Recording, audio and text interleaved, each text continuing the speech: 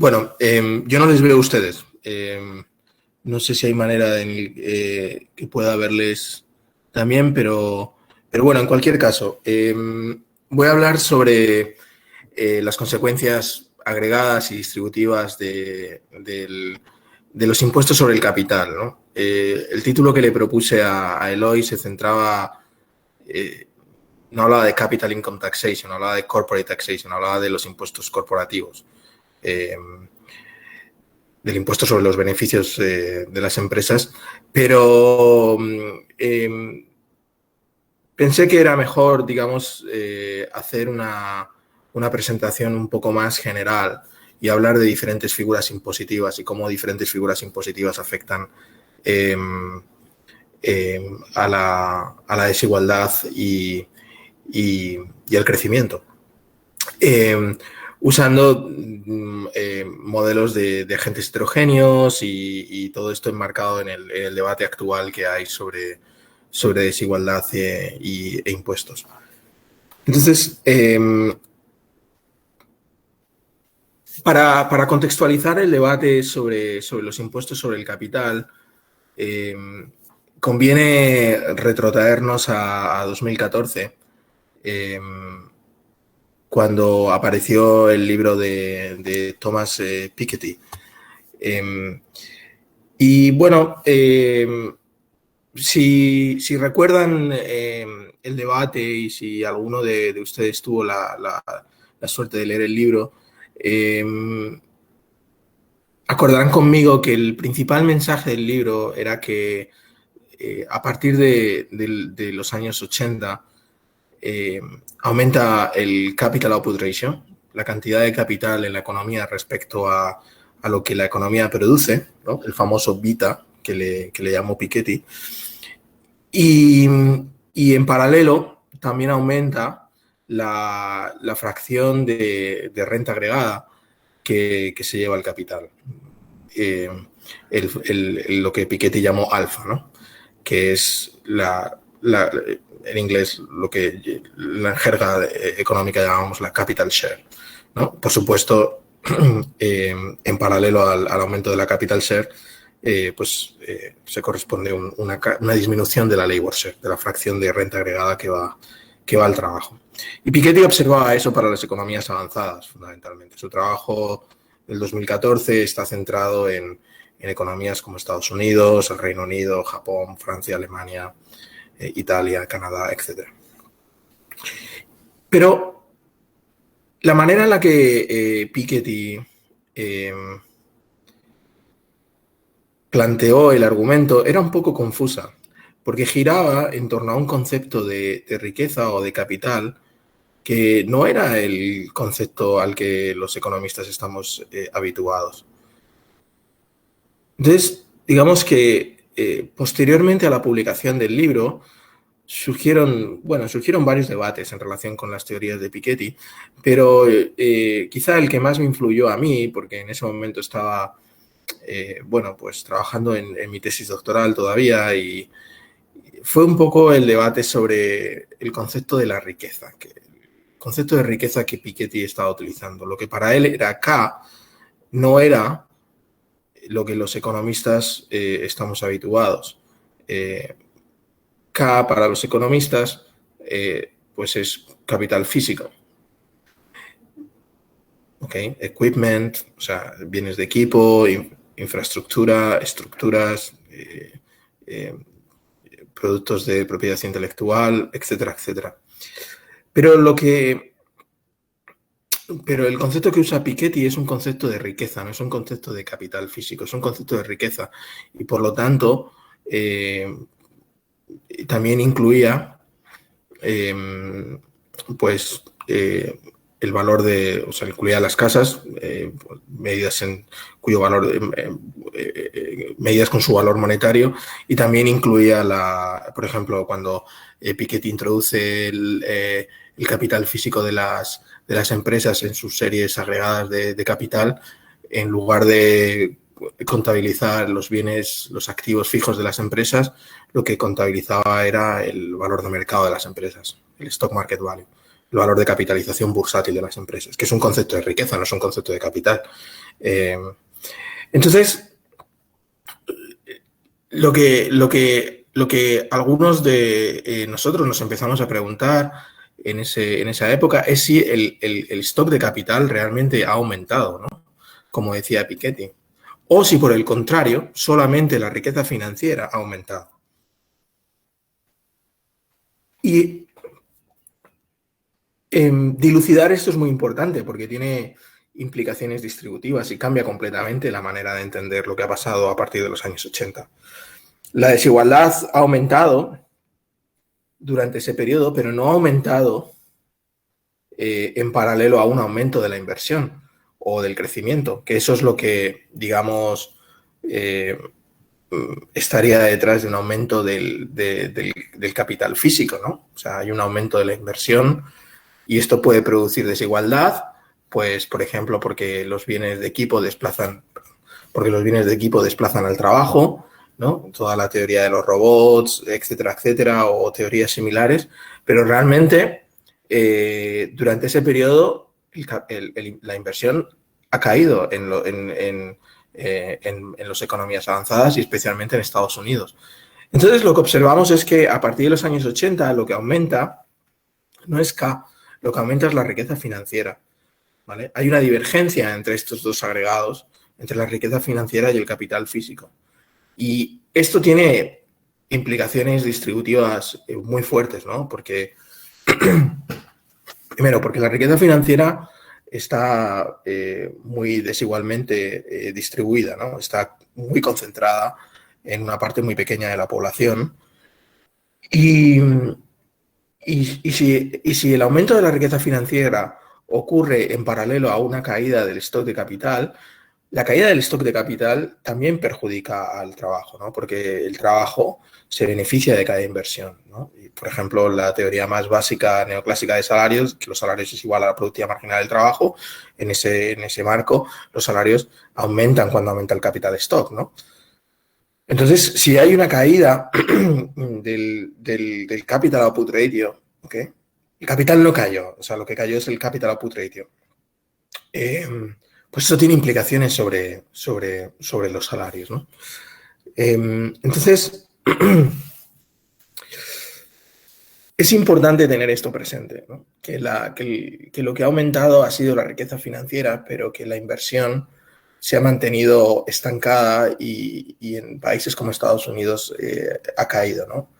Haciendo que el capital output ratio, si acaso, haya disminuido o haya aumentado o se haya mantenido prácticamente estable, a pesar del boom de la riqueza financiera o del wealth output ratio, del ratio riqueza financiera output. Muy bien. Durante el mismo periodo, observamos que los impuestos sobre el capital han caído. A partir de los años 80, observamos que, particularmente en Estados Unidos, hay una caída muy profunda de dos tipos de impuestos, de los impuestos sobre los dividendos. Los impuestos sobre los dividendos son impuestos sobre la renta personal, ¿no? Sobre la parte de la renta que se recibe de los rendimientos de la posesión de acciones. Y también los impuestos corporativos, ¿no? Que son los impuestos que pagan las empresas sobre sus beneficios, ¿no? Entonces, cuando caen impuestos, lo que predice la teoría neoclásica es que, bueno, pues que una disminución de los impuestos va a afectar al coste de capital, ¿no? Y si bajan los impuestos, el coste de capital va a bajar y esto va a producir un aumento o un shift de la demanda de capital o sea, va a aumentar la demanda de capital, ¿no? Y lo contrario ocurre si hay un aumento de los impuestos sobre el capital. En ese caso, el coste de capital va a subir y se va a producir un desplazamiento hacia abajo de la demanda de capital, ¿no? Por lo tanto, la inversión va a bajar. Esto es lo que predice la teoría neoclásica, ¿no? Entonces, si en los años 80... Si a partir de los años 80 lo que ha ocurrido en Estados Unidos es que ha habido una disminución de los impuestos, esto debería haber, digamos, actuado sobre la inversión de manera positiva, ¿no? O sea, la inversión debería haber reaccionado positivamente a la caída de los impuestos. Eso es lo que predice la teoría clásica, la teoría neoclásica.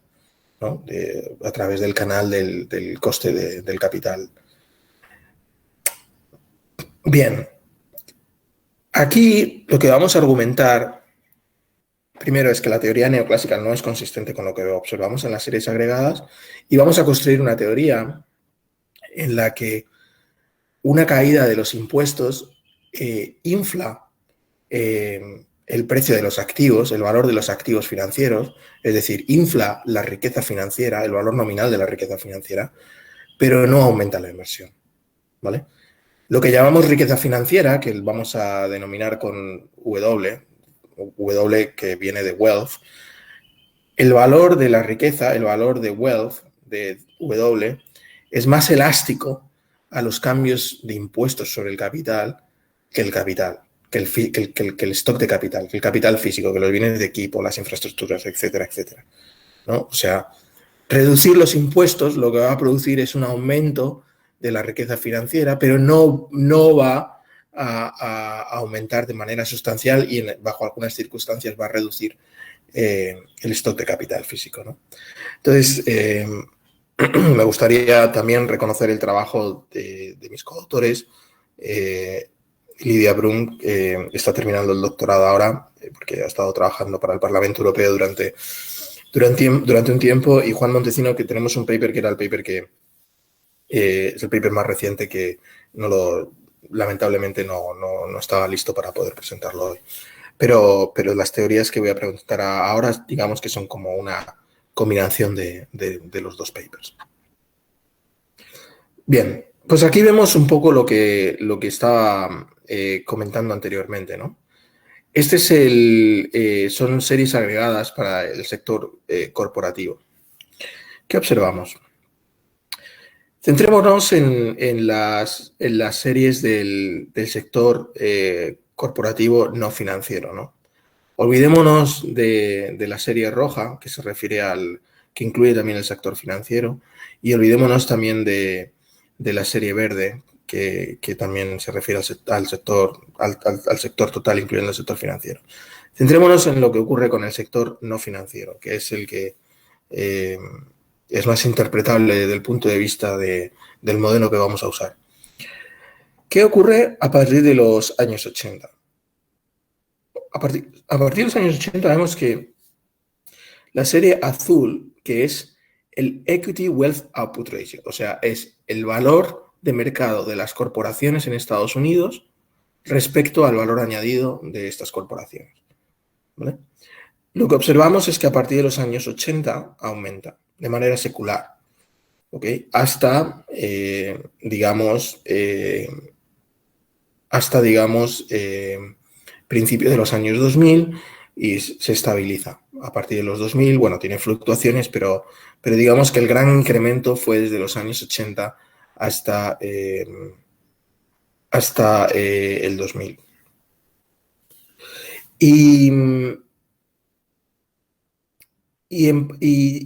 O sea, digamos que las empresas aumentan su valor financiero respecto a lo que estas empresas producen, ¿no? ¿Y qué pasa a partir de los años 80 con la serie, el Capital Output Ratio, ¿no? Que es la que es azulita, pero que está al lado de la verde? Y vemos que a partir de los años 80, los activos fijos respecto al valor añadido de las empresas caen, ¿vale? Caen. Vemos que, bueno, no es una tendencia tan evidente como la del Wealth Output Ratio, pero sí que vemos que al menos hasta principios de los 2000 se produce una disminución del Capital Output Ratio, ¿no? Y si lo miramos en términos reales, ¿ok? Para lo cual tenemos que utilizar el log, porque si no tendríamos un problema con la medición de unidades, es si cabe más evidente, ¿no? Hay una disminución del Capital Output Ratio. Y esto coincide con el trabajo quizás a lo mejor más popular de los economistas que han argumentado que hay secular stagnation, ¿no? Que hay una caída de la inversión a partir de los años 80 porque hay un aumento, bueno, mayor relativamente de los ahorros.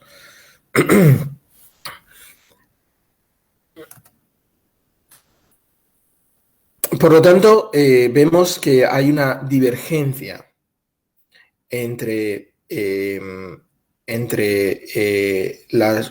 wealth output ratio, ¿okay? La riqueza financiera respecto al valor añadido, y los activos fijos, ¿okay? Los bienes físicos de capital respecto al valor añadido en el sector corporativo, ¿vale?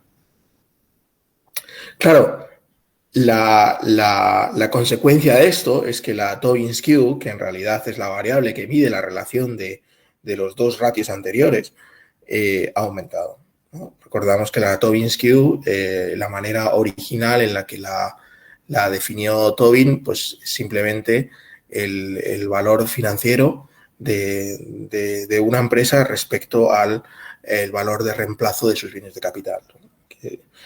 Cuando llevamos esta variable a los datos agregados, pues es simplemente el valor, el stock market value, el valor del sector corporativo de mercado a nivel agregado respecto a las medidas de capital físico que tenemos para el mismo sector. Entonces, si quisiésemos racionalizar estos movimientos agregados utilizando un simple gráfico, ¿cómo lo haríamos? ¿No? Entonces, para racionalizar estos movimientos agregados, propongo que nos fijemos en lo que pasaría en un simple mercado de capital, ¿no? Por favor, si hay alguna pregunta, no duden en hablar. Yo no les estoy viendo a ustedes, así que no sé cómo son sus reacciones, si tienen la cámara encendida, pero si hay alguna pregunta, por favor, no duden en interrumpirme. Entonces, propongo que hagamos este ejercicio usando un mercado canónico de capitales, ¿no? Entonces, centrémonos en la línea roja y en la línea violeta, ¿no? Y pensemos en el típico gráfico de capitales, de mercado de capitales de libro de texto, ¿no? Tenemos una oferta de capitales, una oferta de ahorro y una demanda de capital, ¿no? La oferta de ahorro, que sería la línea violeta, viene de los hogares, y la demanda de capital viene de las empresas, ¿no? Entonces, en un equilibrio de mercado, pues encontramos la cantidad de capital y ahorro que vacía ese mercado y el precio, el rendimiento en este caso, el rendimiento del capital, ¿no? Y entonces este equilibrio ocurriría en el punto A, ¿no? Pero el problema es que este gráfico del libro de texto asume que los hogares rentan el capital a las empresas, ¿no? Y entonces, si adoptamos una visión un poco más sofisticada y por lo tanto más realista, en el que los hogares no poseen capital físico, sino que lo que tienen es capital financiero, y son las empresas las propietarias del capital físico y que se financian en parte con el capital financiero que proveen los hogares, si asumimos esa visión, entonces tenemos ahora dos series, digamos, de demanda. Una que es el capital demandado por las empresas, que sería la línea roja, sería la misma línea roja, pero también tendríamos el valor financiero de ese capital, ¿vale? Y el valor financiero de ese capital no tiene por qué coincidir con el valor del capital físico. De hecho, solamente coincide por definición cuando la Tobin Skew es igual a 1, ¿no? Donde la Tobin Skew, que es el ratio entre W y K, es igual a 1. Pero si la Tobin Skew es diferente de 1, el valor financiero del capital, por ejemplo, si la Tobin Skew es menor a 1, el valor financiero del capital va a estar por debajo del valor del capital físico, ¿vale? Por lo tanto, vamos a tener una curva de demanda que se refiere al valor financiero de ese capital, que eso es lo que viene expresado en la curva azul, ¿vale? Para el equilibrio, lo que importa no es la demanda de capital físico, porque los hogares ahorran en riqueza financiera, ahorran en acciones, ¿no? Bueno, en otro tipo de activos que reflejan el valor financiero de la empresa. No ahorran en capital físico directamente, ¿no? Estamos hablando, obviamente, de la mayoría, que estamos hablando de la relación entre el sector corporativo y los accionistas del sector corporativo. Entonces, lo que importa para estos accionistas es el valor financiero, es la curva azul, no el valor del capital físico. Por lo tanto, el equilibrio va a ser entre el ahorro de los hogares, que es la línea violeta, y la demanda, ¿ok?, de capital financiero, ¿ok?, que es el valor financiero del capital, ¿vale? Y esa es la línea azul. Esa es esta. Entonces, el equilibrio ocurre en C. Ese equilibrio determina un nivel de rendimiento del capital, ¿vale? Y a ese equilibrio le corresponde un nivel de capital físico.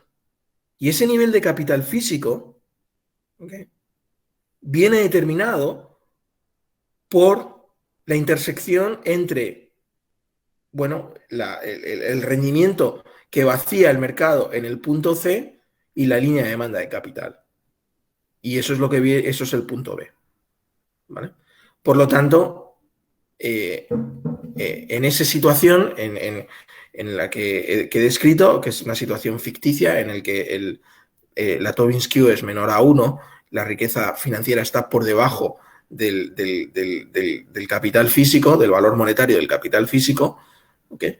El vaciado de mercado se produce en C, pero el valor físico que acompaña a ese vaciado de mercado, ¿okay?, el valor del capital físico que acompaña a ese vaciado de mercado viene determinado por B, ¿vale? Entonces, ¿qué tenemos? Tenemos aquí hay dos equilibrios, uno que es A y otro que es C y B, ¿okay? C, el equilibrio C al que le acompaña B, ¿okay? Entonces, el equilibrio en C, en el equilibrio en C está caracterizado por un nivel de riqueza financiera, ¿okay? Mira, en el eje horizontal viene determinado por un nivel de riqueza financiera menor que el equilibrio en A, ¿ok? Sin embargo, el nivel de capital físico que corresponde al equilibrio C y que viene determinado por B, este nivel de capital físico es mayor que el capital físico que tenemos en A, ¿okay? En A no distinguimos entre riqueza y capital. ¿Por qué? Porque la Tobin Skew es igual a 1, ¿okay? Pero en C la Tobin Skew es distinto de 1. Entonces, lo que tenemos aquí es lo que vacía el C es un rendimiento de equity y un nivel de valor de capital financiero que está por debajo de K, ¿vale? Y el nivel de K viene determinado por B. Entonces, mi argumento es que parte de lo que ha pasado en Estados Unidos y en otras economías, pero muy visiblemente en Estados Unidos, es que ha habido una transición desde los años 80 hasta la actualidad que ha consistido en ir de un equilibrio caracterizado por C, ¿ok?, a un equilibrio caracterizado por A, ¿okay? Y esto es consistente, porque si vamos de C a A, ¿okay?, lo que ocurre es que la Tobin Skew aumenta porque vamos de una Tobin Skew más baja a una Tobin Skew igual a 1, ¿okay? Y esto es consistente con lo que observamos aquí. Vemos que la Tobin Skew en el año 80 está alrededor del 0,5 y aumenta secularmente hasta valores que están alrededor de 1, ¿no? Y esto ocurre aumentando el valor financiero de la riqueza, ¿vale?, que es precisamente esta línea azul que teníamos aquí. ¿Okay? Pero, y el capital, sin embargo, el capital físico, el capital output ratio ha ido desde B hasta, aquí ha bajado desde el nivel que hay en B hasta el nivel de capital físico que hay en A. Y esto también es consistente con lo que pasa, o por lo menos con una, digamos, con un estancamiento del capital acá. ¿Ok? Bien, entonces esto sería consistente con nuestro modelo. Esto sería consistente con nuestro modelo. Este gráfico de toda esta racionalización de las series agregadas, si también observamos durante este periodo un aumento del rendimiento del equity. ¿Ok? Y lo que vemos es que esto es lo que ha pasado. El rendimiento de equity ha aumentado desde 1980 hasta principios de los 2000. ¿Okay? Y este rendimiento de equity es el rendimiento ajustado por inflación, impuestos y costes de portfolio. ¿Ok? ¿Alguna pregunta?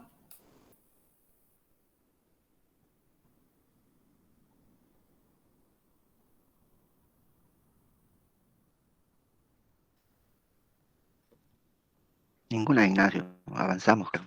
Perfecto. ¿Se me está entendiendo? Sí. Vale. Sí. Volvéis a ver las Sí. diapositivas, ¿no? Sí se ve. Sí. Perfecto.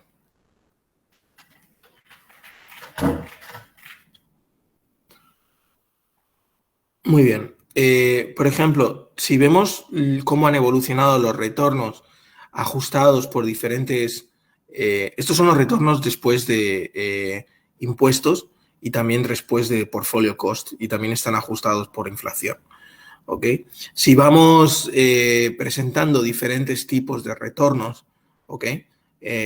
Pues el retorno después de los costes de portfolio, el retorno después de los costes de portfolio y de los taxes, etcétera, etcétera. Bueno, lo que vemos es que obtenemos diferentes series de retorno, pero que en general lo que vemos es que hay un cambio a partir de los años 80 y aumenta, cambia, hay como un cambio de nivel, ¿no? Hay como un cambio de nivel. Vale.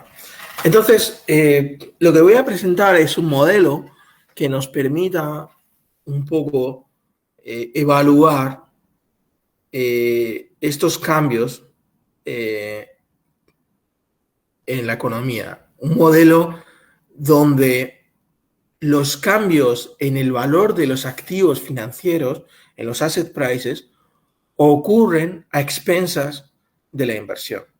Y esto es muy diferente al modelo neoclásico canónico. Todo lo que voy a hacer utiliza una estructura neoclásica, digamos, pero cuando digo el modelo neoclásico me refiero al modelo básico, ¿no? En el modelo básico, el valor financiero del capital es igual al valor monetario del capital físico. Y la Tobin Skew, aunque pueda divergir en el corto plazo de 1, aunque pueda ser mayor o menor a 1,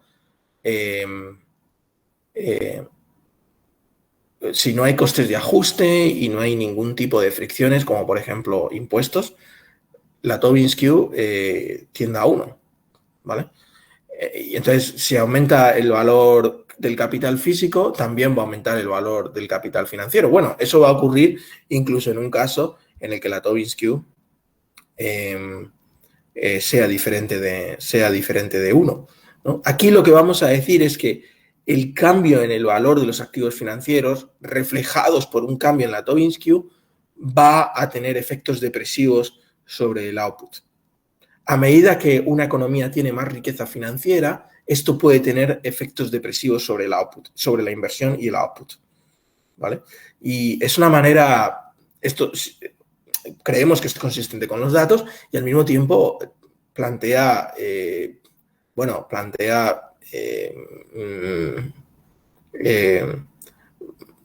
una reflexión sobre todo el análisis distributivo, ¿no? Porque, otra vez, vuelvo a repetir, el aumento de la riqueza financiera beneficia a unos pocos, pero si esto ocurre a costa de la inversión, bueno, esto perjudica a todos, ¿no? Bien. ¿Qué conexión tiene esto con los impuestos? Bueno, es que el precio, la riqueza financiera va a estar parcialmente conducida por la caída de los... O sea, va a estar... El aumento de la riqueza financiera va a estar parcialmente causada por la reducción de los impuestos sobre los ingresos del capital. ¿Okay? Entonces, para explicar esto vamos a utilizar una versión del modelo de Ayagari, que no sé si estáis familiarizados con este modelo, pero bueno, es un modelo muy popular en macroeconomía. Es el modelo de agentes heterogéneos, donde básicamente hay una distribución endógena de la riqueza. Y lo que caracteriza a este modelo son muchas cosas, pero particularmente la característica que nos interesa más es que la elasticidad del ahorro, ¿okay?, es finita. Y esto es muy importante porque en el modelo neoclásico de crecimiento, la elasticidad del ahorro en el estado estacionario es infinita. ¿Vale? Si pensamos en una ecuación de Euler estándar, ¿vale? En el estado estacionario simplemente nos dice que el rendimiento del capital es igual a la tasa de descuento en la preferencia de los hogares. Y si esa tasa no cambia, no hay razón para que el rendimiento de capital cambie. Es como la curva de ahorros es completamente horizontal, es completamente elástica. Pero eso no se corresponde con la racionalización que habíamos hecho acá, porque aquí estábamos construyendo todo este argumento gráfico con una curva de ahorro con una elasticidad que no es infinita, que es parcialmente inelástica, porque la elasticidad es finita. ¿Okay? Entonces, el modelo de Ayagari nos da esta característica. Nos da, además de tener agentes heterogéneos y poder analizar el cambio distributivo de estos taxes y de los valores divergentes de riqueza financiera y de capital físico. O sea, cuando analizamos el modelo de Ayagari nos permite evaluar el efecto que tiene sobre el bienestar, digamos, porque tenemos una distribución de la riqueza. Pero, claro, el modelo de Ayagari en realidad es un modelo muy estándar. Nosotros lo que vamos a hacer es cambiarlo. Vamos a añadir una estructura financiera de las empresas que nos va a permitir, pues, decir que construir todo este argumento, ¿no?, de que los hogares ahorran en activos financieros, las empresas poseen activos físicos, capital físico, y hay un valor de la riqueza financiera y un valor para la riqueza física, ¿no? Bien, nuestro modelo también va a tener competencia monopolística. Vamos a tener markups en este modelo. Y además vamos a tener diferentes tipos de income taxation, de capital income taxation, de diferentes tipos de bienes, diferentes tipos de impuestos sobre los ingresos del capital. Bien, ¿cuál es la literatura que más relacionada con este paper? Bueno, aquí nuestro paper está muy relacionado con la literatura de crecimiento, de agentes heterogéneos, etcétera, etcétera. Pero bueno, para esta presentación básicamente me voy a referir a la literatura de taxation, ¿no? McGrattan y Prescott tienen en el 2005 un paper muy citado y que, bueno, para mí fue bastante importante cuando estaba intentando entender toda la cuestión esta de Piketty, que lo que ellos dicen es que digamos que el aumento del valor del stock market value, el aumento de la riqueza financiera, del valor financiero de las corporaciones, ¿okay?, el corporate equity value, relativo al valor añadido de este sector, ¿okay?, aumentó entre los años 60 y el principio de los 2000, básicamente debido a una caída de los impuestos sobre los dividendos, ¿okay? Pero ellos utilizan un modelo neoclásico de crecimiento. Por lo tanto, el rendimiento en el estado estacionario no cambia, precisamente porque la oferta de ahorro es completamente elástica, ¿okay? Es infinitamente elástica. Por lo tanto, el R, el que vacía el mercado, no cambia, y como el R no cambia, el capital tampoco cambia. ¿Okay? Por lo tanto, su modelo es básicamente un modelo para explicar cambios, digamos, nominales. O sea, los hogares experimentan un aumento de su riqueza, pero esto no tiene ningún efecto agregado sobre la economía desde el punto de vista de la oferta. Y su modelo no permite decir nada desde el punto de vista de la demanda. En el año 2009, Xian publicó un paper en el American Economic Review, donde es un paper empírico muy pequeño, muy corto, pero muy bonito, donde muestra que los cambios en los impuestos sobre los dividendos y las ganancias de capital causan históricamente variaciones en los valores del equity, en el valor de las empresas, en el valor financiero de las empresas. Cárceles Póveda y sus coautores en el 2012 publican un paper en el Journal of Monetary Economics, que es quizás el paper más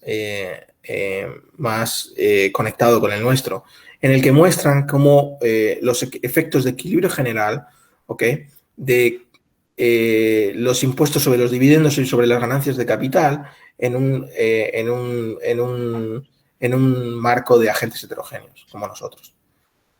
Y nosotros construimos sobre ese paper. Digamos que nuestra estructura teórica está un poco basada, aunque ellos no tienen un argumento histórico, ni utilizan monopolistic competition, ni tampoco tienen impuestos sobre el corporate, y por lo tanto no llegan a las mismas conclusiones de equilibrio general que nosotros, pero es justo reconocer que construimos mucho sobre ese paper. Y Jagan es un paper empírico en el año 2015, de un paper muy citado. Este tipo ahora ha entrado a trabajar en la administración Biden, donde muestra que la caída de los impuestos sobre los dividendos en la reforma de Bush del 2003 no tuvo prácticamente ningún efecto sobre la inversión. Y eso, digamos, que va a ser consistente con lo que nosotros vamos a decir desde el punto de vista más teórico. Vale, entonces, ¿cuál va a ser nuestro modelo? Bueno, nuestro modelo es un modelo donde tenemos hogares y firmas y, bueno, aparte vamos a tener también un gobierno que colecta los impuestos, pero los hogares y las firmas son agentes muy estándares en nuestra economía, ¿no? Los hogares toman decisiones de consumo y de ahorro bajo incertidumbre sobre sus propios ingresos, ¿vale? ¿Qué quiere decir esto? Bueno, como estos hogares se enfrentan a incertidumbre sobre sus ingresos, pues tienen que ahorrar para, digamos, construir un colchón financiero que les permita surfear estos potenciales shocks negativos a sus ingresos, ¿no? Esto es básicamente la lógica del modelo Ayagari, ¿no? O sea, en el modelo Ayagari hay una distribución exógena de shocks a los ingresos y la reacción de los hogares a estos shocks produce una distribución endógena de la riqueza, ¿vale? En el modelo de Ayagari clásico, los hogares invierten en capital físico. Son ellos los propietarios del capital físico. Es como el modelo de libro de texto neoclásico, ¿no? Pero nosotros, como he dicho anteriormente, vamos a usar una estructura macrofinanciera y vamos a asumir que los hogares ahorran en stocks, ¿vale? De hecho, lo que vamos a hacer es que va a haber como una especie de agregador, como si fuese un mutual fund, ¿vale? Como un portfolio, básicamente, que agrega los stocks de la economía, ¿vale? Entonces, lo que los hogares tienen son porciones de este portfolio. Porciones de este mutual fund. ¿Ok?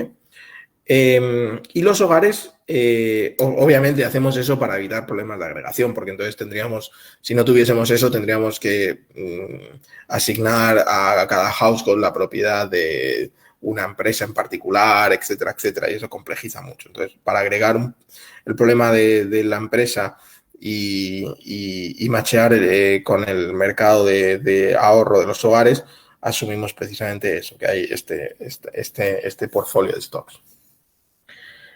Y los hogares pagan impuestos sobre el trabajo, pero aquí lo que nos importan son que pagan impuestos sobre los ingresos, sobre los dividendos, sobre las ganancias de capital y pagan también costes de portfolio. Y me interesa mucho esto porque los costes de portfolio en realidad son equivalentes ¿ok? Los costes de portfolio son equivalentes a un impuesto sobre la valorización, sobre el valor financiero de las corporaciones, ¿no? O sea, imagínate cuando tú tienes un accionista, un inversor que tiene que pagar el 1,5 o el 1% de su riqueza financiera en costes, ¿no? Son los costes que tiene que pagar al manager de su fund, los costes que tiene que pagar a la gente que se dedica al sector financiero. Pues en realidad eso es un impuesto sobre la riqueza financiera. Lo que pasa es que no es un impuesto que va al gobierno, es un impuesto que va al sector financiero, pero desde el punto de vista de los accionistas es lo mismo, ¿no? Es un porcentaje de su riqueza financiera. Bien, eso desde el punto de vista de los hogares. Desde el punto de vista de las firmas, vamos a tener firmas que operan en competencia monopolística, por lo tanto vamos a tener marca. Perdón, Sí, tengo una consulta. Buenas noches. sí.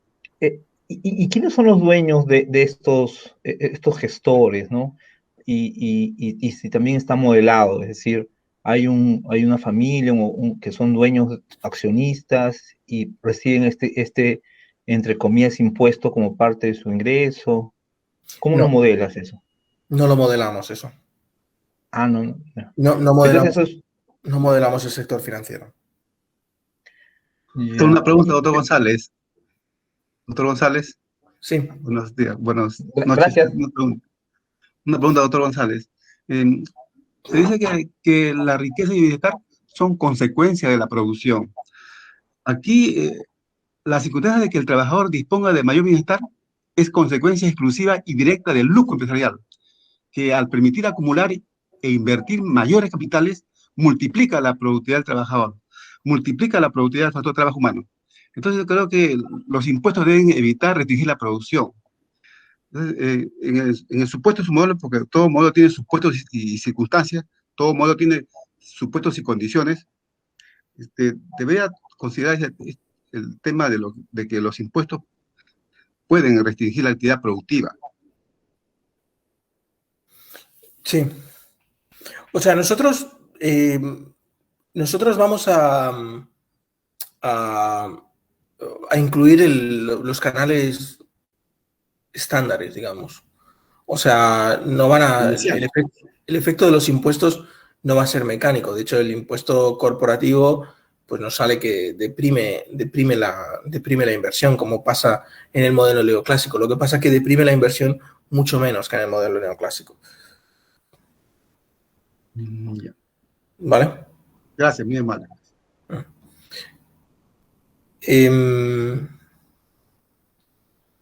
Ok, entonces continúo. Yo creo que ahora cuando presente el modelo vas a ver cómo los impuestos entran y cómo afectan a la decisión de las empresas y de los hogares.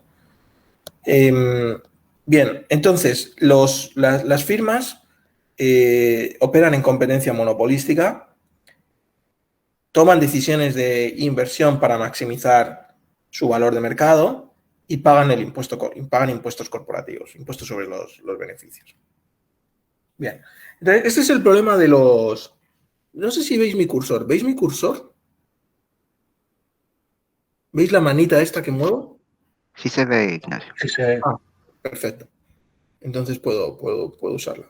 Entonces, aquí tenemos el problema del hogar I, ¿vale? El hogar I va a maximizar su utilidad de vida, su lifetime utility, ¿no? Que es la suma descontada de todos los flujos de utilidad que obtiene en el presente y en el futuro. Y bueno, para introducir competencia monopolística utilizamos el agregador de Dixit-Stiglitz estándar en la literatura, o CS aggregator, ¿vale? Según el cual, digamos, el bien de consumo final es un agregador, resulta de agregar, de acuerdo a este agregador, ¿ok? los bienes producidos por diferentes empresas, por cada empresa J. Entonces, CJIT es el bien, la cantidad de consumo procedente de la empresa J que consume el hogar I en el periodo T. ¿Vale? Y este agregador pues, se caracteriza por tener este parámetro psi, que es la elasticidad de sustitución entre las diferentes variedades. No estamos haciendo aquí nada que no sea súper estándar en la literatura. Esto es el Dixit-Stiglitz Aggregator que utiliza toda la literatura de macro, New Keynesian, etcétera, etcétera. Bien. Entonces, ¿cuál es la restricción presupuestaria de este hogar? Bueno, este hogar consume, consume los diferentes bienes de consumo, cada bien de consumo tiene su precio, y este hogar en cada periodo compra una cantidad de acciones de cada empresa. La empresa J emite acciones y ese JI es la cantidad de acciones de la empresa J que el hogar I va a comprar en el periodo T. ¿Vale? Pero son acciones que van a dar un rendimiento entre el periodo T y el periodo T más 1. Por lo tanto, los vamos a denominar con el subíndice T más 1. ¿Cuánto paga el individuo cuando compra esas acciones? Paga el precio V. VJ es el precio de la acción de la empresa J. ¿Vale? Y por lo tanto, todo el portfolio es una suma de las diferentes acciones de las empresas. Esto es, digamos, el uso de los fondos del individuo I, o hogar I. ¿Cuál es la fuente de fondos, la fuente de ingresos? Bueno, en primer lugar es el trabajo. Este hogar el hogar I va a trabajar y va a obtener, hay un salario de mercado que es W en el periodo T, y este epsilon es un shock al salario, es un shock al ingreso. Es nuestra manera de introducir incertidumbre a nivel individual, que es lo que va a producir la reacción endógena de ahorros por parte de los hogares y lo que va a resultar una vez que agregamos las decisiones de ahorro en una distribución de riqueza. Bien, ¿y qué decisiones financieras toma este individuo? Bueno, este individuo toma una decisión financiera, la única, que es que que vende las acciones que tiene de la empresa J, al precio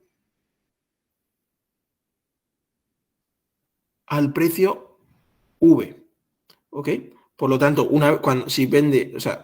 cuando tiene acciones S, y las vende al precio V. Esto para cada empresa, ¿vale? Eso es la primera fuente de ingresos que tiene. Lo primero que hace es vender acciones, pero también recibe dividendos de esas acciones antes de venderlas, Por lo tanto, por cada acción recibe un flujo de dividendos en el periodo T. Pero, claro, lo que nos interesan son los dividendos después de impuestos. Por lo tanto, en realidad lo que retiene el individuo es 1 menos el impuesto sobre los dividendos por los dividendos. Y este individuo también paga impuestos sobre las ganancias de capital. Por lo tanto, digamos, de cada acción tiene que pagar estos dividendos, tiene que pagar impuestos en función de cómo se haya revalorizado la acción, en función de cómo es el precio de la acción en T respecto al precio de la acción en T-1, ¿vale?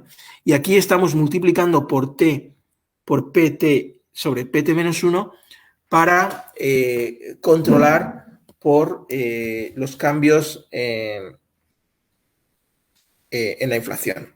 O sea, lo que vamos a tener aquí son ganancias reales. Ganancias de capital reales. Y esto está escalado por 1 sobre 1 más kappa. Y este kappa es el coste de portfolio. Precisamente es el coste de portfolio. Es el coste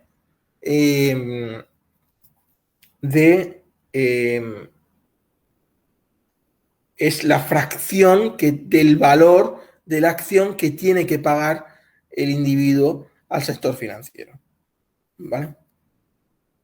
Entonces, en resumidas cuentas, lo que tenemos es un hogar que consume, compra acciones, recibe salarios y vende acciones, recibe dividendos, paga impuestos sobre los dividendos y paga impuestos sobre los bienes de capital y además también paga un coste al sector financiero.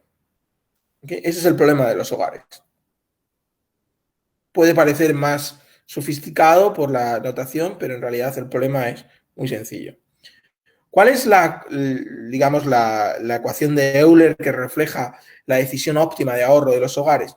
Bueno, pues el hogar lo que va a hacer es que va a igualar la relación marginal de sustitución, ¿okay?, al rendimiento del equity. ¿Okay? ¿Cuál es el rendimiento del equity, de las acciones? Bueno, lo que importa es el rendimiento después de todos los impuestos y todos los costes, ¿vale? Y a ese rendimiento, ¿okay?, lo vamos a llamar 1 más R, ¿okay?, o simplemente R, ¿okay?, lo llamamos R. Este va a ser el rendimiento de equity, ¿okay? Entonces, claro, este rendimiento tiene una parte de ganancia de capital, que es la relación aquí entre VJ más 1 y VJ, pero también tiene una parte, digamos, de ingresos, que es cuánto es el dividendo respecto a lo que a ti te costó la acción cuando la compraste en el periodo T, ¿ok? O sea, el rendimiento tiene los dos componentes, componente de ganancia de capital y componente de ingreso, ¿ok? Es decir, el dividendo. Pero también estamos controlando por los impuestos, ¿vale? Entonces, utilizando, digamos, la típica estrategia de asset pricing, de poner el valor del activo financiero en función de todos los flujos futuros, ¿okay?, lo que encontramos es que el valor real de la empresa, ¿okay?, bueno, o sea, aquí es el valor real, el valor de cada acción de la empresa, ¿okay?, que V es el precio de cada acción, es igual a todo este flujo de dividendos, ¿ok? Pero está escalado por este ratio de impuestos, ¿vale? Y también está descontado no por R, sino cuando operas matemáticamente, este flujo de dividendos está descontado por R tilde, que es R más kappa dividido entre 1 menos tau G. ¿Ok?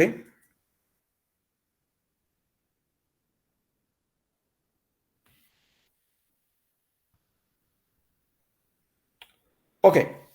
¿Cuál es el problema? O sea, aquí hemos obtenido esta expresión y esta expresión va a ser importante, ¿ok? Porque luego después la vamos a comparar con la expresión que obtengamos del capital físico. Recordad, V sobre P es el valor de la riqueza financiera, porque es el valor, el valor real de cada acción. Luego lo puedes multiplicar por el número de acciones, ¿ok? Pero esto en realidad es lo que en el modelo se correspondería con la serie agregada que mostrábamos antes de la riqueza financiera, con la W. Ok, ¿cuál es el problema de la firma? Bueno, la firma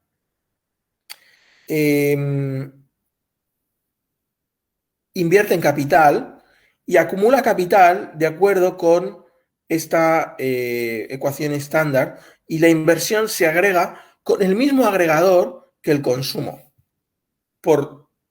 para simplificar el problema. Porque si tenemos un agregador de la inversión que es diferente al consumo, entonces entramos en un terreno muy pantanoso con equilibrios generales múltiples, etcétera, etcétera. Entonces lo que hace normalmente la literatura es asumir que la inversión y el consumo se agregan con el mismo agregador. Esto a veces en los modelos neo-keynesianos, si habéis tenido la oportunidad de usarlos o de leer esta literatura de neo-keynesian, queda un poco escondido porque se utiliza una firma final que es la que agrega todos los bienes. Esto es básicamente lo mismo que decir que el consumo y la inversión se agregan con la misma elasticidad de sustitución. Y es un supuesto, pues, poco realista, honestamente. Pero al menos sirve en el modelo para evitar problemas de equilibrios múltiple equilibrio, equilibrios múltiples que hace imposible prácticamente la solución matemática del modelo. Entonces, la demanda de bienes la demanda a la que se enfrenta la empresa viene de agregar los bienes de consumo y los bienes de inversión, ¿vale? Y resulta en esta demanda final agregada. Como estamos asumiendo competencia monopolística, la empresa va a internalizar esta demanda, ¿vale? Es el típico problema de competencia monopolística. Las empresas tienen poder de mercado e internalizan la demanda de su variedad, del bien que producen. Okay. La restricción financiera de la restricción presupuestaria de la firma es muy sencilla. Utiliza toda la producción que tiene, que se asume que esta producción se vende, por lo tanto esta producción es igual a los ingresos.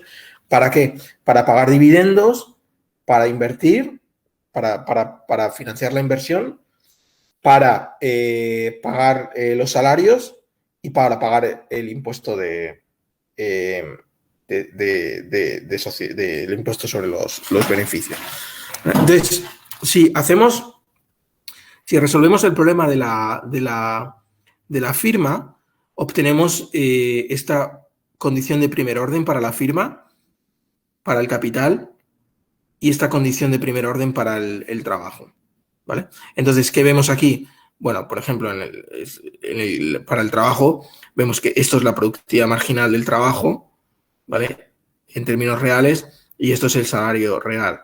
Entonces, la relación entre el salario y la productividad marginal está mediada por este ratio psi menos 1 partido de psi, que en realidad refleja la presencia de un markup, de un margen de beneficio. ¿Por qué? Porque estamos utilizando un framework, un marco de competencia monopolística. Si en un modelo de competencia perfecta tendríamos que estos salarios reales serían iguales a la productividad marginal del trabajo. En la condición de primer orden del capital también está presente este margen, ¿okay? que hace que la productividad marginal del capital difiera, ¿okay? del rendimiento, del rendimiento después de la depreciación del rendimiento neto. Pero aquí vemos la presencia del tax, del corporate tax, que está afectando a la first order condition de capital, que este es el canal básico por el cual, claro, el canal neoclásico que dice que cuando tienes el impuesto, pues te afecta al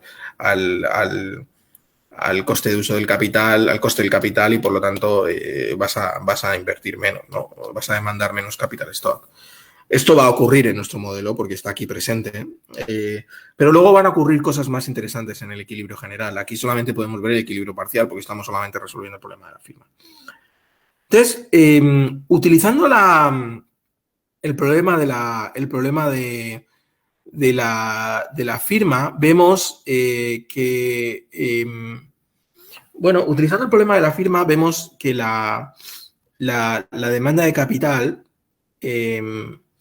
podemos utilizar esta condición de primer orden del capital y jugar matemáticamente con ella para obtener una expresión del valor del capital físico, del valor monetario del capital físico, ¿vale? Y esto es una expresión recursiva, porque tenemos que el capital en el periodo T+1 depende de todo esto, pero también del capital en el periodo en T+2.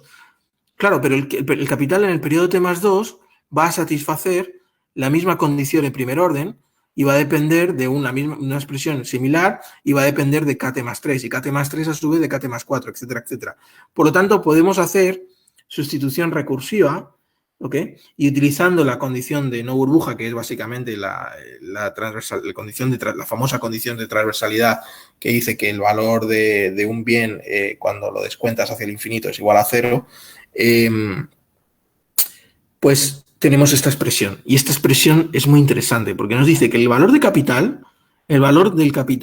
es igual a el flujo de dividendos que ese capital es capaz de producir menos las rentas de monopolio después de impuestos. Menos las rentas de monopolio después de impuestos. ¿Por qué? Claro, esto es diferente a acá, porque aquí lo que tenemos es que el valor financiero es igual al flujo de dividendos, ¿okay? Pero aquí no tenemos la renta de monopolio. ¿Por qué? Porque la renta de monopolio está contenida en el flujo de dividendos. En el valor del capital, endógenamente del modelo, surge que tienes que sustraer del flujo de dividendos este pedazo de acá, ¿vale? Que refleja la renta de monopolio. Y tiene todo el sentido del mundo. Las rentas futuras de monopolio después de impuestos. Y tiene todo el sentido del mundo, porque si tú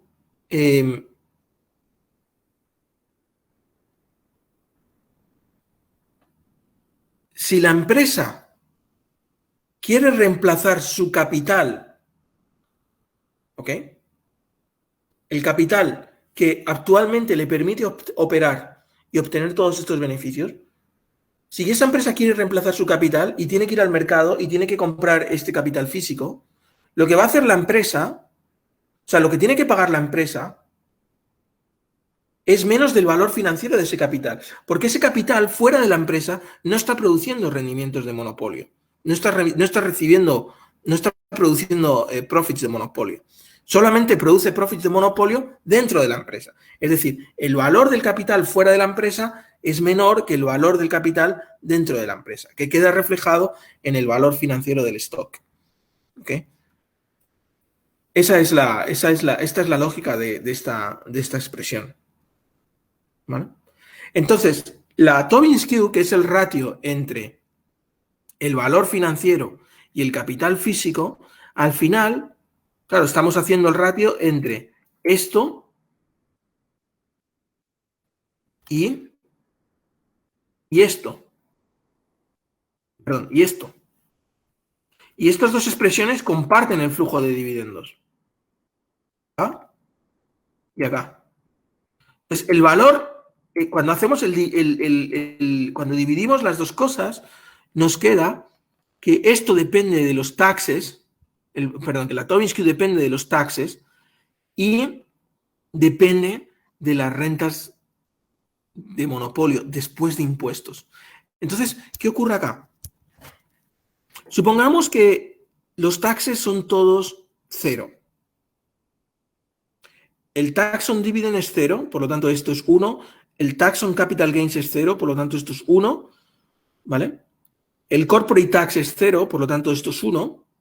Y ahora, además, supongamos que no hay rentas de monopolio. Es decir, supongamos que psi es infinito. ¿Qué quiere decir esto? Que la elasticidad de sustitución entre variedades es tan alta que es como que operas en un modelo de competencia perfecta.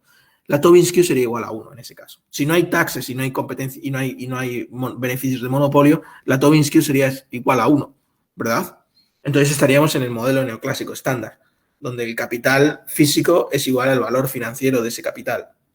Pero en el momento en el que introduces taxes, ¿ok? Esto cambia. Y sobre todo, el hecho de tener competencia monopolística, el hecho de tener beneficios de monopolio, cambia el efecto de los taxes. Porque por ejemplo, 1 menos tau, ¿ok? Lo que hace aquí es gravar esta renta de monopolio. ¿Ok? 1 menos tau d no solo multiplica a 1, sino que también multiplica a la renta de monopolio. Y esto cambia la función de los taxes, porque los taxes ahora están operando para disminuir la renta de monopolio, que es algo ineficiente en la economía, porque en el modelo de competencia monopolística el output es más bajo que en el modelo de competencia perfecta, el aggregate output. Y el tax lo que te hace en parte es eliminar esa fuente de ineficiencia, que es la existencia de beneficios puros, la existencia de markups. ¿Ok? En el estado estacionario obtenemos estos resultados para el capital y para el valor financiero, y para la Tobin Skew obtenemos estos resultados. Esto es el estado estacionario de la Tobin Skew. ¿Ok? Que depende de los impuestos y otra vez del grado de de competencia monopolística, del grado de rentas de monopolio que depende del valor de este parámetro, del valor de psi. ¿Ok? Entonces, me gustaría que pensásemos en cómo tenemos un modelo de equilibrio general. Entonces, me gustaría que pensásemos cómo, utilizando este modelo, ¿ok?, podemos ver el efecto que tienen los taxes sobre el equilibrio general. Entonces, voy a empezar con un impuesto, con un impuesto sobre los dividendos. ¿Vale? Entonces, ¿qué hace el impuesto? Esta es la demanda de capital. ¿Vale? ¿Qué hace el impuesto sobre los dividendos? Ok, centrémonos solamente en un impuesto sobre los dividendos. Imaginen que el impuesto sobre las ganancias de capital es 0 y que todo este término no existe. ¿Ok?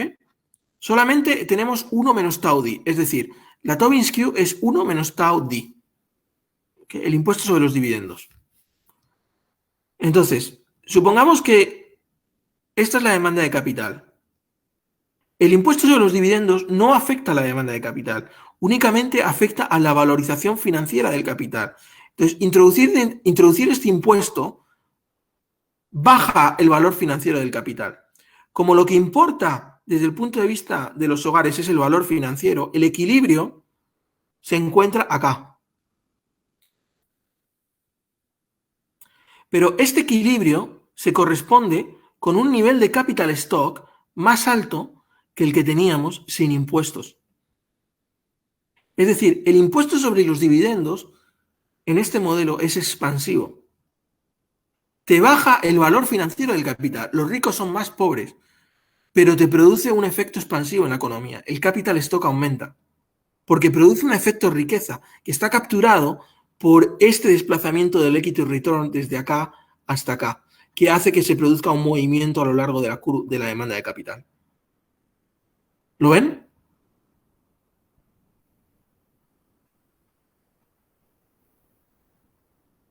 ¿Se ve claro esto? Sí. Sí se ve, sí. Entonces, el impuesto de los dividendos es expansivo. ¿Y por qué ocurre esto? Bueno, ocurre en parte porque la demanda de activos o la oferta de ahorros de la economía, que es esta línea violeta, es parcialmente inelástica. ¿Okay? De hecho, cuanto más inelástica es, ¿okay?, por ejemplo, si esto cruzase acá abajo, ¿okay?, más efecto expansivo tendría la misma caída, la misma subida de impuestos. Ojo, los impuestos o los dividendos en este contexto son expansivos. Vamos a ver qué pasa con un impuesto sobre... Vamos a ver qué pasa con un markup. Que un markup no es un impuesto, pero así nos ayuda a entender el modelo. Imaginaos, este es la línea discontinua acá. Esto es el modelo con competencia monopolio. Este es el modelo de competencia perfecta. ¿Vale? El modelo de competencia perfecta. Este modelo, si tú le metes un markup, ¿ok?, lo que ocurre es que la demanda de capital se desplaza hacia la izquierda. El markup opera como un tax. ¿Vale?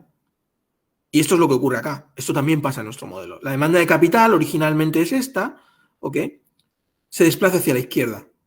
¿Okay? Y tendríamos un nuevo equilibrio que sería acá. Pero esto no es el fin del cuento en nuestro modelo.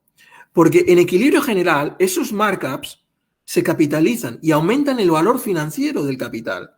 Claro, si una firma produce con más poder de mercado, el valor financiero de esa firma va a aumentar porque va a reflejar el valor descontado de todas esas rentas de monopolio futuras. Por lo tanto, el markup hincha el valor financiero. Ahora, el valor financiero, a diferencia del tax on dividends que se desplazaba hacia la izquierda, con el markup se va a desplazar hacia la derecha. El valor financiero se desplaza hacia la derecha, ¿verdad? Entonces, el equilibrio general que importa en realidad es este, porque, again, los hogares están ahorrando en activos financieros, no están ahorrando en bienes de capital físico, ¿vale? ¿Y cuál es el capital físico que corresponde a este equilibrio? El que viene determinado por este rendimiento, que es este de acá. ¿Lo ven? Lo que es interesante de este framework es que el markup tiene un efecto más depresivo sobre la economía que en un modelo neoclásico estándar, donde simplemente lo que ocurre es un desplazamiento de la demanda de la línea discontinua roja a la nueva línea discontinua, a la nueva línea roja. Aquí no solamente se produce este desplazamiento, sino que hay un movimiento a lo largo de la curva, desde aquí hasta acá. Y el valor de capital que resulta es menor. ¿Lo veis? O sea, el capital físico se deprime más en este contexto que en un contexto que en un modelo neoclásico estándar. ¿Ok? Vamos a ver qué pasa con un impuesto sobre los beneficios.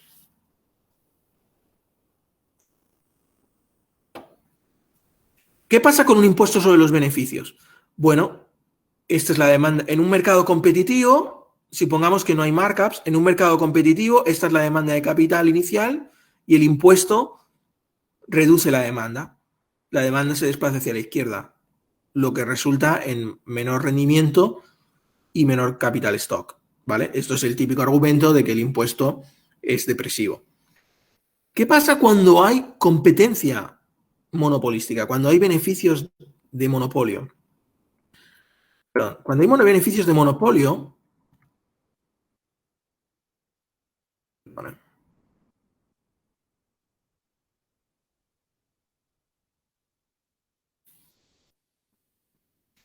Vemos aquí, cuando hay beneficios de monopolio, que es todo este elemento que hay acá, ¿ok? Vemos que el tax de las corporaciones grava ese beneficio. Es decir, el tax puede aumentar el coste del capital y tiene un efecto depresivo, pero tiene un efecto expansivo también, porque reduce la renta de monopolio que a su vez está teniendo un efecto negativo sobre el capital. Es decir, hay un trade-off, porque por un lado el tax de las corporaciones reduce la inversión porque aumenta el coste, pero por otro lado reduce una ineficiencia, reduce el monopolio, el poder de monopolio, okay, las rentas de monopolio, y eso hace que tenga un efecto expansivo sobre la inversión. ¿Ok? ¿Cuál es el resultado final? Bueno, el resultado final es, aquí lo vemos, introducir un tax, esta es la demanda roja discontinua es la demanda inicial de capital, el tax desplaza la demanda de capital hacia la izquierda, pero al mismo tiempo, ¿ok?, también reduce las rentas de monopolio. Y por eso la nueva curva financiera no es ya la línea discontinua azul, sino que es la línea continua azul. Y el salto hacia la izquierda del valor financiero es mayor que el desplazamiento hacia la izquierda de la demanda de capital. ¿Por qué? Porque el valor financiero es muy sensible al tax, porque el valor financiero depende mucho de las rentas de monopolio después de impuestos. Y el tax lo que te está haciendo es eliminar esas rentas, por lo tanto va a bajar el valor financiero, porque el valor financiero al final lo que refleja es la capitalización futura de esas rentas. ¿Cuál es el equilibrio final? Bueno, el equilibrio final es el que viene determinado por esta intersección entre la demanda de activos y la oferta de activos financieros, y el nivel de capital que corresponde es este. El nivel de capital que le corresponde es este.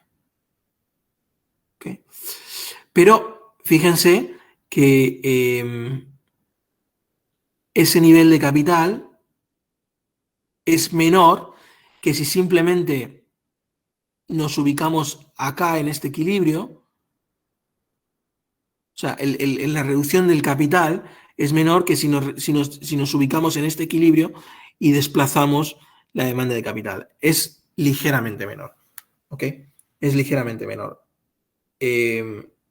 Lo cual quiere decir que este mecanismo está jugando un efecto, un papel relevante, ¿no? O sea, sobre todo se ve aquí en este desplazamiento de la curva de la oferta de activos financieros, porque el valor financiero del capital está cayendo, fruto del corporate tax.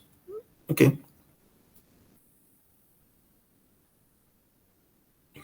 Entonces me gustaría que pensásemos, claro, que utilizásemos este modelo para hablar de lo que ha pasado en Estados Unidos. ¿Qué ha pasado en Estados Unidos? Bueno, esta es la caída del corporate tax y esto no captura la reforma de Trump del 2017, que disminuyó el corporate tax aún más. Este es el corporate tax efectivo, ¿eh? No es el corporate tax estatutario, es el efectivo, después de las deducciones, etcétera, etcétera. Esto es lo que ha pasado en Estados Unidos, es decir, hay una caída del corporate tax durante las últimas décadas. Esto es lo que ha pasado con el taxes on dividends y el taxes on capital gains. También hay una caída, ¿okay? Particularmente el tax on dividends. ¿Okay? Esto es lo que ha pasado con el portfolio cost, que es un impuesto sobre la riqueza financiera, pero que va al sistema financiero, no va al sistema financiero, a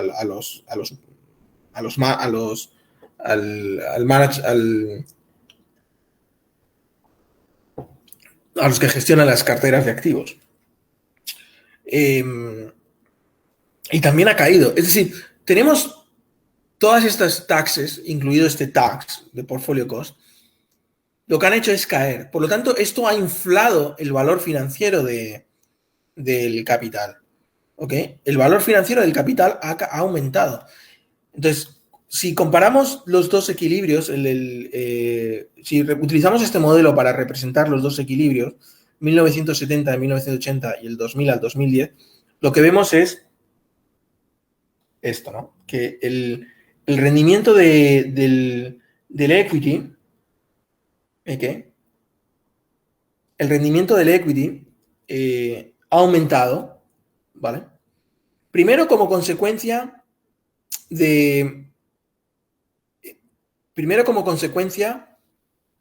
aquí lo vemos, del cambio sobre los taxes, del cambio sobre el taxes.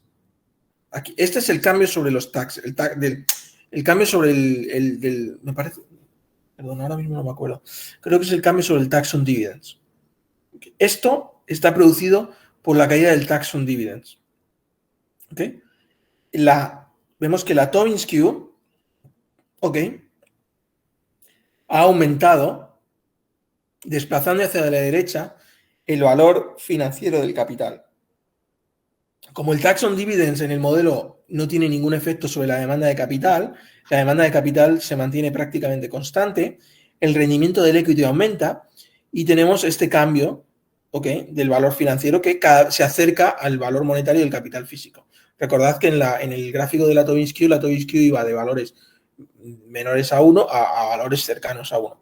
Bueno, digamos que hay una parte de este cambio que viene explicada por el tax on dividends, ¿okay?, que hace que el valor financiero se vaya acercando al valor monetario del capital, es decir, que el numerador de la Tobin Skew vaya aumentando hasta valores similares a los del denominador. Y el resto del cambio, que es esto, básicamente todo este gap, viene producido por las rentas de monopolio después de impuestos, es decir, por las rentas de monopolio interactuando con el sistema impositivo, porque las rentas de monopolio acá también están multiplicadas por el corporate tax y también están multiplicadas por el tax on dividends, porque el tax on dividends no solo multiplica 1, multiplica esto. Y el tax on capital gain no solo multiplica 1, también multiplica esto. ¿Okay? Entonces, tenemos que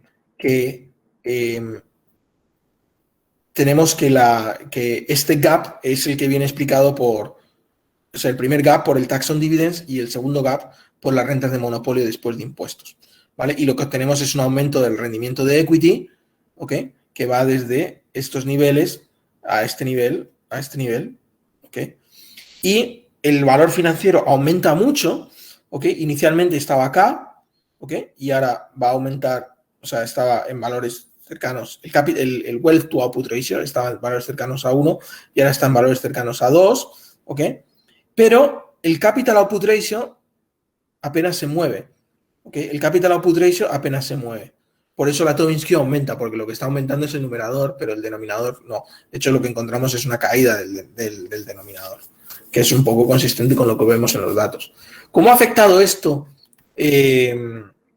Bueno, aquí tenemos un análisis que descompone el efecto sobre los diferentes agregados, sobre el capital, sobre el equity, sobre la Tobin Skew, sobre el retorno, sobre la labor share y sobre los dividendos.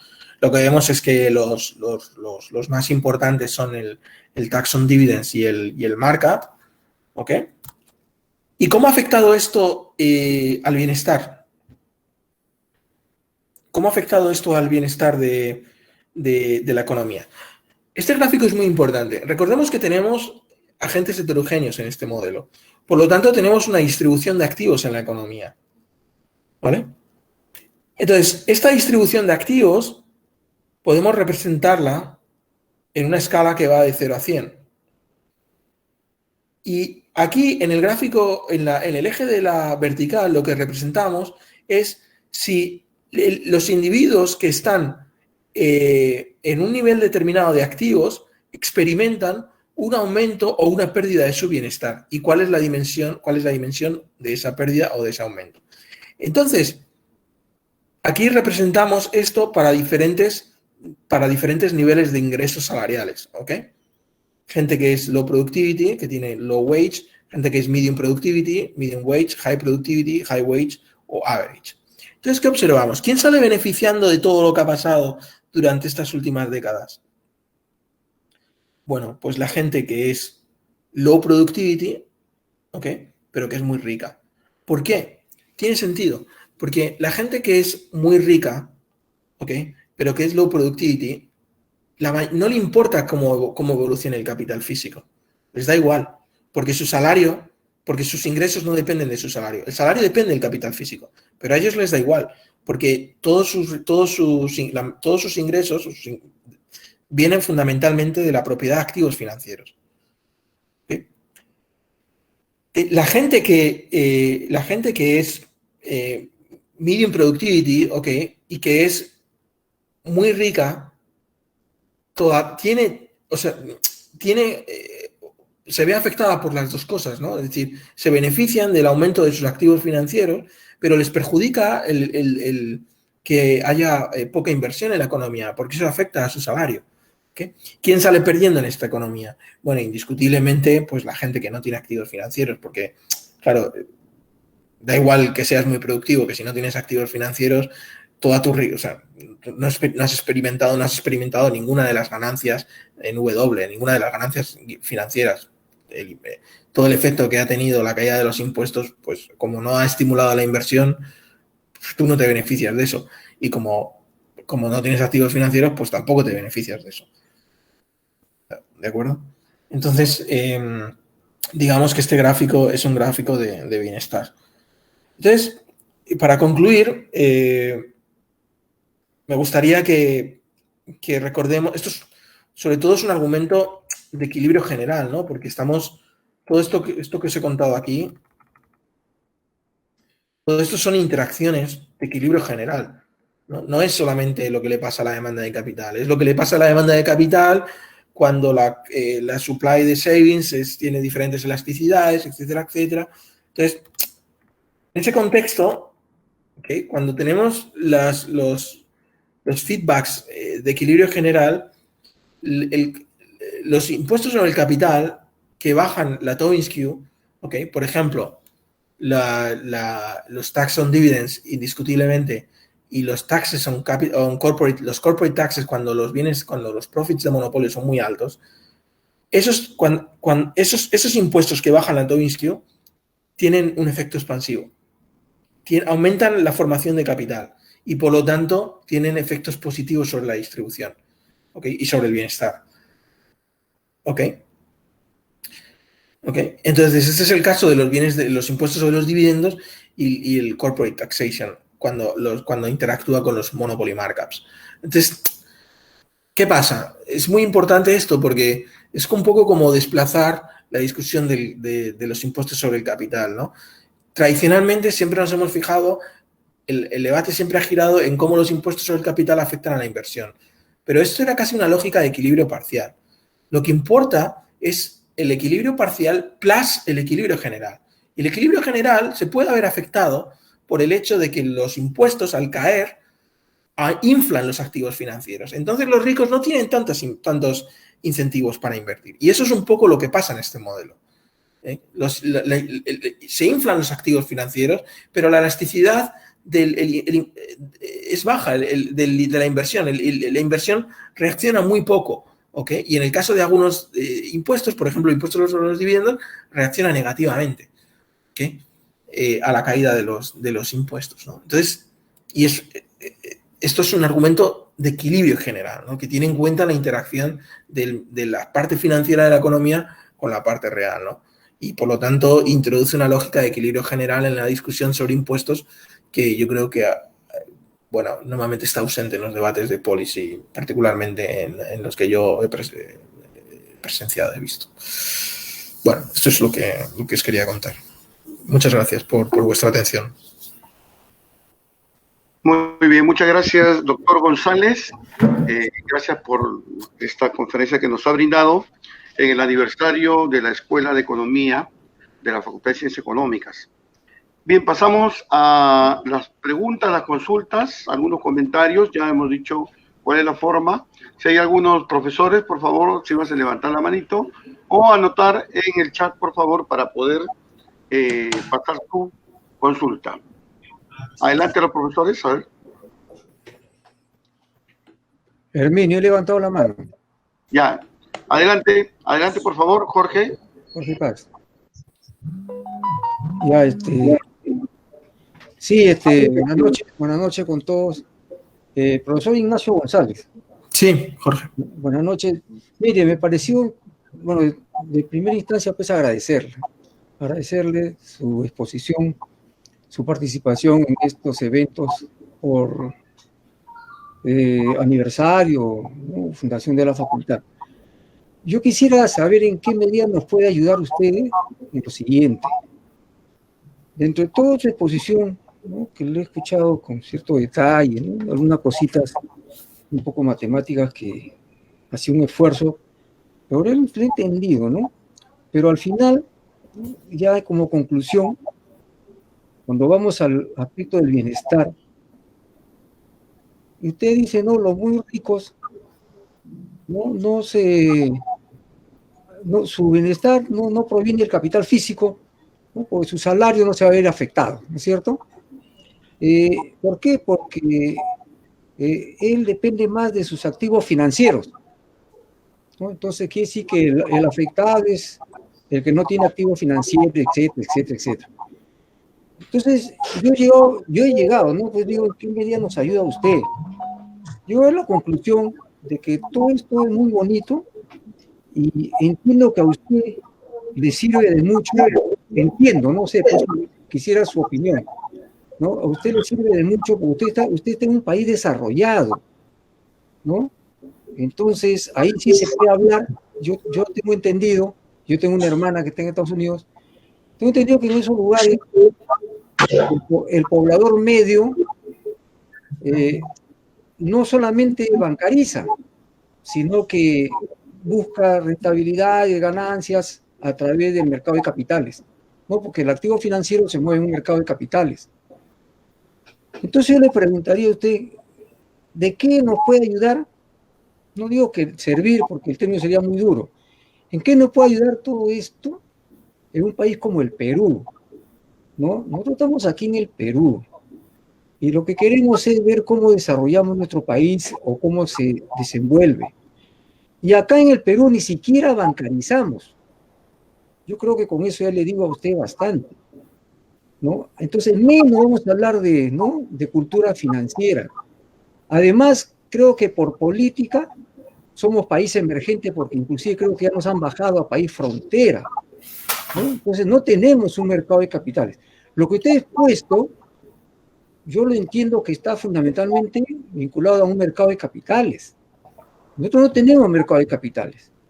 Ahora, ¿de qué hablamos en un país como el Perú, donde nuestra estructura productiva, nuestras empresas, 98% según el INEI, 98% son MIPYMES, micros, pequeñas y medianas empresas. Y ahora tenemos el 80% de informalidad. Entonces, ¿no? Esto que usted nos ha expuesto me pareció muy interesante. Así nos permite conocer cómo se desenvuelve, creo yo, ¿no? Creo yo, un país desarrollado. Yo creo, Jorge, que si me permites... No, sí, hasta ahí era mi apreciación, ¿no? ¿Qué nos puede usted decir sobre eso? Nada más, profesor. Muchas gracias por el comentario, Jorge. Yo voy a ser muy humilde. Yo no puedo decir nada sobre Perú porque es una economía que no conozco. Ustedes saben mucho más de la economía de Perú y yo no la conozco, ni siquiera he estado nunca en Perú. Entonces, yo creo que es erróneo. Son erróneas dos cosas. Es erróneo intentar hacer una traslación directa de lo que yo estoy contando aquí al Perú, porque es un poco la reflexión que usted está haciendo. Pero creo que también es erróneo pensar que nada de lo que he presentado tiene relevancia para una economía como Perú. Porque en realidad uno puede decir, bueno, me leo este paper y digo, este paper es para un contexto como el americano, todos los datos son para Estados Unidos, la motivación es para Estados Unidos, etcétera, etcétera. Pero hay un ejercicio teórico en el paper y, bueno, digamos, esto no es un solo paper, es una serie de papers. Hay un ejercicio teórico, ¿ok? Y el ejercicio teórico lo que hace es un poco decir, ok, cuidado con el mensaje de que los impuestos sobre el capital, ok, son siempre y fundamentalmente depresivos. Puede ser que nos estemos equivocando porque no estemos capturando bien lógicas de equilibrio general, ¿ok? Que tienen que ver, y efectos riqueza, que uno obtiene cuando tiene una visión de equilibrio general. Y eso te cambia las elasticidades, cambia lo que uno espera que responda la inversión cuando se baja un tax frente a lo que espera, por ejemplo, que responda el precio de los activos. Okay. Puede ser que los precios de los activos aumenten mucho y la inversión no aumente apenas o incluso caiga. O sea, entonces... yo creo que esa reflexión es una reflexión teórica que no sé qué traslación puede tener a una economía como la de Perú, pero que sin duda creo que es necesaria tenerla en mente cuando también piensen para Perú sobre los efectos de los impuestos, porque aquí esto es una invitación, digamos, a pensar en términos de equilibrio general y en términos de efecto riqueza y estructura financiera un poquito más realista que la de equilibrio, la del modelo neoclásico estándar, ¿no? Entonces, yo creo que para mí esa es la conclusión, ¿no? O sea, como no es usar este modelo para trasladarlo automáticamente. Eso sería como muy perezoso desde el punto de vista intelectual y yo, por supuesto, no me atrevo a hacerlo porque no conozco la economía de Perú. Pero creo que es un poco, ok, aquí hay un ejercicio teórico interesante que nos invita a pensar en términos de elasticidades. ¿Qué podemos aprender de esto, no? Yo creo que eso sí que puede ser útil. Muchas gracias, profesor. Muchísimas gracias. Perdón, Grimaldo. Solamente que quisiera terminar diciéndole al profesor Ignacio que no piense que en algún momento yo he dicho que no sirve, ¿no? No. En ningún momento, profesor. Yo le he escuchado atentamente toda su exposición. Yo lo que quería es solamente preguntarle en qué medida nos podía ayudar para ver cómo podría aplicarse o cómo podría servirnos a Perú. Pero ya usted nos ha dado a mí por lo menos, he entendido bien su respuesta. Gracias, profesor. Gracias, Jorge. Bien. Vamos a dar uso de la palabra al profesor Valdeiglesias, luego viene el profesor Pisfil, ¿ya? Adelante, John. Ya, buenas noches con todos. Felicitar al expositor por compartir su trabajo. Tengo dos observaciones, ¿no? La primera teórica y la segunda práctica. Respecto a la teórica, claro, es un enfoque de equilibrio general. Cuando hablamos del markup, y en este caso competencia monopolística, y ponemos a competencia monopolística, si lo ponemos como una falla de mercado, entonces lo recomendable es la intervención del Estado cuando es una falla de mercado, pero no necesariamente un impuesto. ¿no? Si hablamos de externalidad, ruido, humo, ahí el impuesto sí está claro, ¿no? El impuesto de PIB. Pero si estamos en una competencia monopolística y sabemos que la producción es menos que competencia perfecta, no necesariamente el impuesto va a mejorar la situación. Tendría que ser otro tipo de intervención. A pesar que el tema es taxation corporation, digamos que la crítica va por la intervención del Estado, ¿no?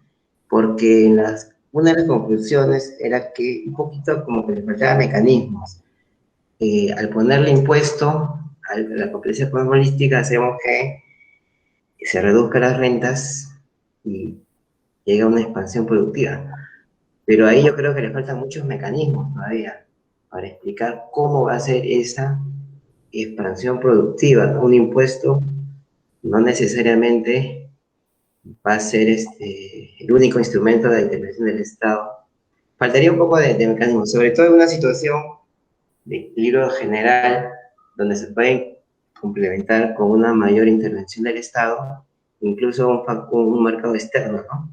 En el caso de las economías asiáticas, la intervención del Estado es, por ejemplo, Corea, Taiwán, recolectar impuestos para hacer una fabulosa pública que puede complementar, ahí sí, el stock privado. También está la investigación. Cuando hablamos, lo que yo quiero destacar, separar el capital físico y el capital financiero es ya un gran aporte. Sin embargo, esa brecha es ya una crisis. Podría ser burbuja financiera, debilidad, expectativas inflacionarias, que nunca es bueno. Entonces, se podría explicar esa brecha, por ejemplo, por inversión en investigación, que podría ser un tipo de capital que tampoco es físico, pero de alguna manera respaldar ese capital financiero, que siempre tiene que estar respaldado, si no es crisis, como el sector inmobiliario. Entonces, la segunda parte de mi observación es que si es que el autor propone usar el modelo para explicar el caso de Estados Unidos, de la economía de Estados Unidos, todos sabemos que lo que ha habido en Estados Unidos es efectivamente eso, un estancamiento del sector industrial y un aumento del sector financiero. Sin embargo, eso está más ligado al protagonismo que ha tenido China y las economías asiáticas de industrializar, de ser la fábrica del mundo. Entonces, digamos que la explicación más relevante podría estar por otro lado, pero el modelo también tiene soporte. En el caso de un contexto global, porque solo Estados Unidos ya es un equilibrio general, el resto del mundo es un factor exógeno, pero digamos el modelo podría tener algunos limitantes, ¿no? Si consideramos el efecto Asia en la real brecha entre el factor financiero y físico en los Estados Unidos. Esas serían mis observaciones. Gracias. Muchas gracias, John, por los comentarios. Totalmente de acuerdo con las dos observaciones. Respecto a la primera, bueno, con respecto a la primera no estoy tan de acuerdo, honestamente, porque uno puede, digamos, asumir como punto de partida el modelo de mercados competitivos y pensar, ok, cuando hay desviaciones de este modelo porque hay monopolios, entonces, digamos, tenemos que utilizar políticas antimonopolio, ¿no? Las antitrust policies en inglés. Y esa es una opción. Y, por supuesto, eso también es relevante y nadie esté diciendo que estos markups no se puedan deprimir con el uso de ese tipo de políticas. Pero creo que no es justo completamente, porque yo creo que como punto de partida quizá no es razonable utilizar el modelo de mercados competitivos. Quizá el punto de partida es un modelo de competencia monopolística. Si tú tomas como punto de partida un modelo de competencia monopolística y dices, bueno, ok, las políticas antimonopolio pueden reducir en parte los markups, pero quizás el estado natural de las cosas invita también a utilizar los impuestos. Es decir, la estructura de mercado es eminentemente monopolística y siempre hay, digamos, beneficios procedentes de la captura de estas rentas, ¿no? Y yo creo que es un poco el debate que hay ahora en Estados Unidos, ¿no? Y en Estados Unidos me parece que como que ha transitado desde una visión que utilizaba como punto de partida el modelo de competencia perfecta hacia una visión que utiliza como punto de partida una situación de incompetencia, de falta de competencia o de competencia monopolística, etcétera, etcétera, ¿no? Pero por supuesto las políticas antimonopolio también juegan un papel importante y obviamente, imagínate, yo defendiendo este enfoque, soy un claro defensor de que haya que reducir este tipo de rentas con ese tipo de políticas también, por supuesto. Y respecto a lo que ha producido en Estados Unidos el aumento de la riqueza financiera, el estancamiento de la inversión, etcétera, etcétera, bueno, es un gran tema y está, bueno, sujeto a muchos puntos de vista porque la interpretación de datos agregados siempre es complicada y cada uno busca la interpretación que más encaja con su descripción de los datos, aunque sean los mismos datos. Yo creo que hay muchas razones por las cuales el valor de la riqueza financiera se puede desviar de la riqueza física, ¿no? Por ejemplo, las burbujas financieras son precisamente eso. Luego también hay problemas de medición. No podemos medir el capital físico perfectamente porque hay formas de capital intangible que, aunque operan en la producción, pues no forman parte o no están bien medidas en las series de activos fijos. Aunque las series que yo os he mostrado sí incluyen activos intangibles, al final el problema es la medición de estos activos, por mucho que las hagan agencias estadísticas. Entonces, hay mucho ruido en ese tipo de mediciones. Entonces, es posible que no lo estén haciendo bien y que hay una parte de ese capital financiero que refleje capital intangible. Eso por supuesto. Entonces, pero bueno, más allá de eso, yo creo que a veces como que cuando tienes como diferentes piezas de evidencia es como un puzzle, ¿no? Como que formas un relato utilizando estas piezas de evidencia y en este caso para mí estas piezas existen, son suficientes para construir este relato que tiene que ver con impuestos y hinchando el valor financiero pero no contribuyendo a la inversión específicamente, ¿no? Porque los impuestos han bajado mucho, eso es innegable y no vemos un aumento de la inversión, eso también es innegable. O sea, entonces por supuesto que hay otras cosas interactuando, ¿ok? Pero yo creo que hay suficiente evidencia para formar este relato, aunque sea un relato totalmente incompleto, por supuesto.